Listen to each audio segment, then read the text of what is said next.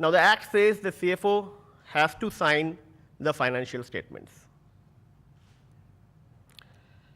While the CFO will sign the financial statements, that's fine, but he has to also take the burden of whatever is getting disclosed there.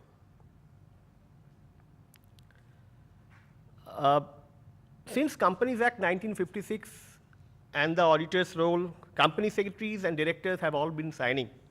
Now suddenly this act has brought in the CFO.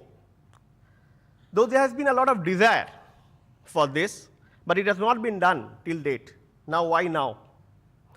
Perhaps a lot of background and stories behind this has come, why it has been. I don't want to narrate all those Satyam and other incidents, later on series of incidents, which made perhaps CFO also to take the responsibility. That is one changing regulatory environment where I think we are living with. And if you look at the Companies Act, not only this risk, please, there are huge risks covered which are mentioned in the Act on the part of experts, opinion makers. Today, if I take an opinion from somebody, he doesn't have any risk.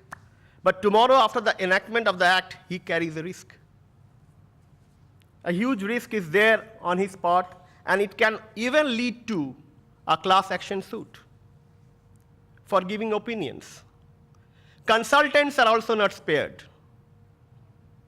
It definitely will come under some kind of color swan, gray, white, green, some swan it will be covered.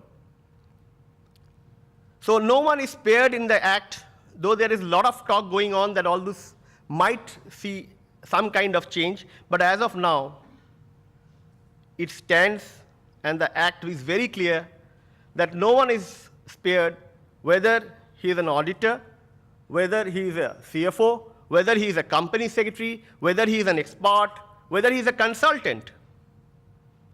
Any opinion given by him, he has to stand by it.